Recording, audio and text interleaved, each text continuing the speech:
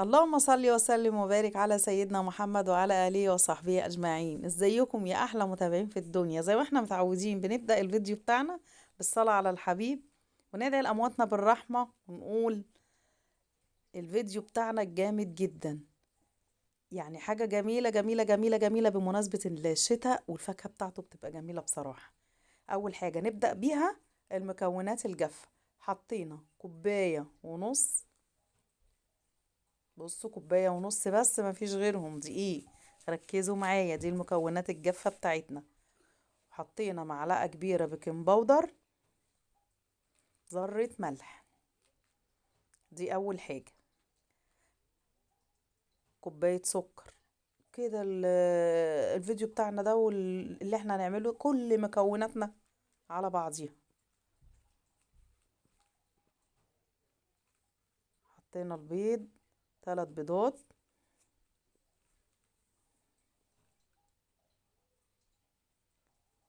معلقة خل كبيرة.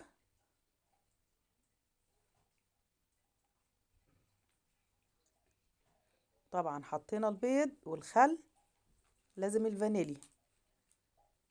دي معلقة محسن جل صغيرة، معلقة محسن جل صغيرة. تلت كوباية مية. يبقى كده حطينا المكونات بتاعتنا كلها، واللي كان في البطرمان ده يا حبايبي نشا. حطينا كوباية ونص دقيق، وتلت كوباية نشا، كوباية سكر، 3 بيضات، معلقة خل، معلقة كبيرة بيكنج باودر كيك الشيف. وحطينا وذرة ملح، كل مكوناتنا على بعضيها، وتلت كوباية مية. كل المكونات بتاعتنا على بعضيها، وديت بنضربها بالمضرب لا يقل عن 10 دقايق. يعني النشا على الدقيق والبيكنج باودر وذرة الملح والمية ومعلقة الخل وال3 بيضات كله على بعض. كده خلاص ضربناها لمدة 10 دقايق. جبت الحلة بتاعتي اللي هنخبز فيها، وزي ما انتوا شايفين كده يا حبايبي حوطها بالورق ورق الزبدة عشان ترتفع معايا براحتها. والفرن مسبقا على 180 درجة، ودخلناها الفرن ونرجع نعمل الكريمة بتاعتنا بقى. حطيت 4 أو 5 معالق سكر، دي حسب رغبتك. أنا ما بحبش الكريمة تبقى مسكرة زيادة عن اللزوم. وحطيت كوباية لبن، واضربها بنسبة 50%، يعني ادوب السكر فيها، وانزل بقى بالمكون بتاعنا التاني اللي هو الكريم شانتيه. دي الكريم شانتيه الكريمة المتحدة، بتحطيها من غير سكر، بتبقى خالية من السكر. وتضربيها برضو لا يقل عن 10 دقايق. الكيكة بتاعتنا يا حبيبي عايزاها تبقى حلوة معاكي وتعرفي تشتغلي فيها كويس، بيتيها من بالليل للصبح. لو انت مستعجلة، اول ما تطلعها من الفرن غطيها بفوطة مبلولة، وسيبيها لما تبرد، عشان كل ما بتبرد او كل ما بتبات بتديكي نتيجة احلى. دي كان عندي كريم باستري ضرباه في الخلاط في الكبة وطلع زيادة، اخدت منه شوية وحطيتهم في الفريزر. وكل ما بضرب كريمة باخد قطعة منه واحطها على الكريمة، بتديله قوام جميل جدا ويبقى طعم احلى واحلى. ولما تعملي حاجة كده اعملي الحاجة ديت وانتي راضية عن نفسك مبسوطة، تخش المطبخ تبقي فايقة. وما تنسيش تذكري ربنا سبحانه وتعالى، حب الخير لغيرك عشان ربنا سبحانه وتعالى ينولك الخير دوت. وزي ما بتحبي لنفسك حبي لغيرك. والشهر الكريم اللي احنا فيه ده شهر رجب. شهر رجب يعني معنى شهر رجب دوت ان احنا ربنا سبحانه وتعالى بيقولك الشهر ده شهر خير وشهر كرم، بيصب فيه الخير صب، ويصب فيه الرزق صب. واكتري فيه اكثروا من الدعاء، اكثروا من الدعاء في الشهر الكريم. واحنا كده داخلين على الاشهر الكريمة، رجب وشعبان ورمضان.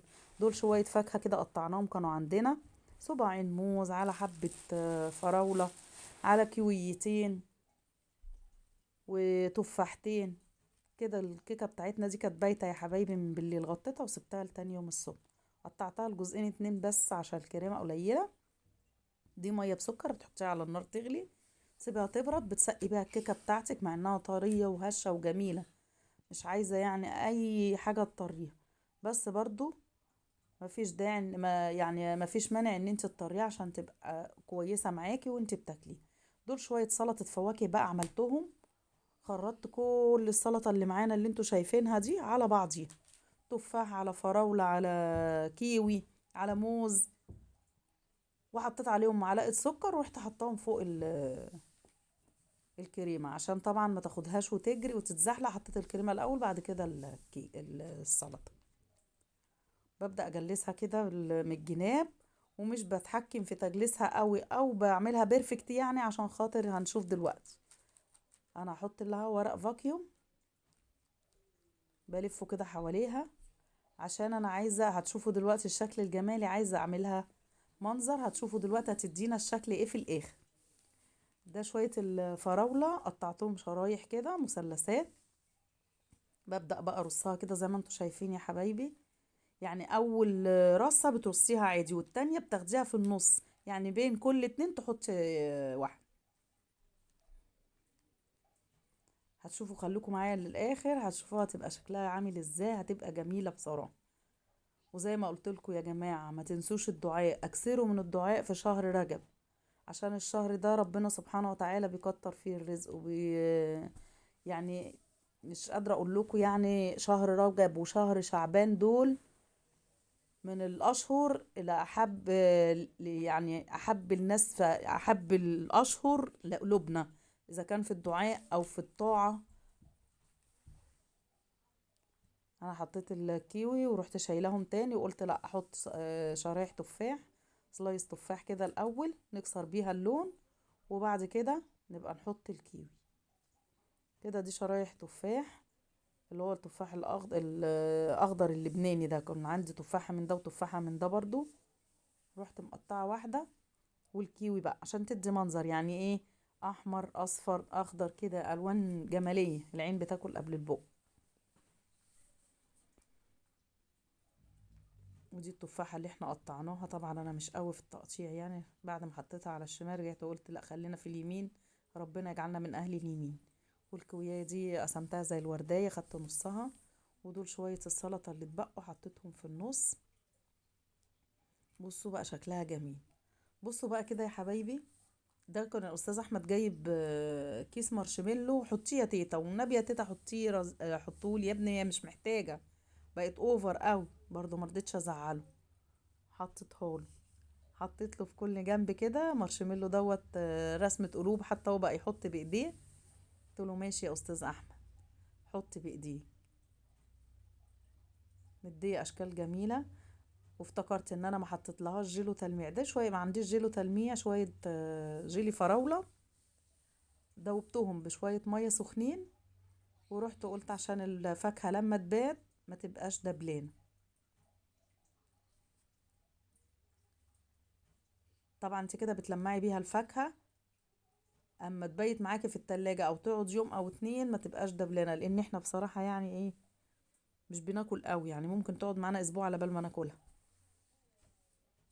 نص كوباية الفاكهة، نص كوباية الجيلي الفراولة حطيناه، والنص التاني الاستاذ احمد شربه. وادي المارشميلو ماسكه لسه، هنرصه يا تيتا؟ ماشي هنرصه. زي ما قلت لكم يا حبايبي، زودوا اكثروا من الدعاء والصيام في شهر رجب، يوم الاثنين ويوم الخميس. انا الحمد لله بفضل الله بصوم اثنين وخميس طول السنة. وفي شهر و13 وال14 وال15، وفي شهر رجب وشعبان دوت بالاكتر، يعني ممكن اصوم افطر يومين في الاسبوع، يوم جمعة يوم حد، وباقي الاسبوع انا بصومه الحمد لله بفضل الله. بحب اصوم ايام شهر، ايام كتير في شهر رجب وفي شهر شعبان. ليه؟ لان الايام ديت العبادة فيها مطلوبة مطلوبة، واحنا الحمد لله يعني اللهم لك الحمد، ربنا غفور رحيم وربنا كريم قوي. يا رب كل اللي نفسه في حاجة ربنا ينولها له، وكل اللي بيتمنى حاجة ربنا يديها له. ربنا علام الغيوب، وربنا أعلم باللي في قلوب الناس. ربنا أعلم باللي في قلوبنا، وقادر ربنا سبحانه وتعالى يحقق لنا كل أمانينا. بصوا يا حبايبي شكلها بقى عامل ازاي، يعني انا قصدت انها تبقى عاملة زي طبق الفاكهة. بصوا شكلها جميل ازاي، يعني كأنها طبق فاكهة كده بالظبط. وكده التفاحة التانية اتبقت، التفاحة الحمراء والتفاحة الخضراء، قلت له حطها يا احمد، قال لي حطها كده يا تيتا، قلت له حطها يا تيتا. شكلها بقى تحفة. قومي تشجعي يلا واعملي حاجة حلوة لولادك. الفاكهة بتاعت الشتا جميلة بصراحة، الكيوي جميل ومغذي ومفيد للأطفال، للمناعة. وكل الحاجات دي كانت موجودة عندي والله ليها أكتر من أسبوع. لو عجبك الفيديو ما تنسينيش بدعوة حلوة وسبسكرايب لتيتا زوز. السلام عليكم.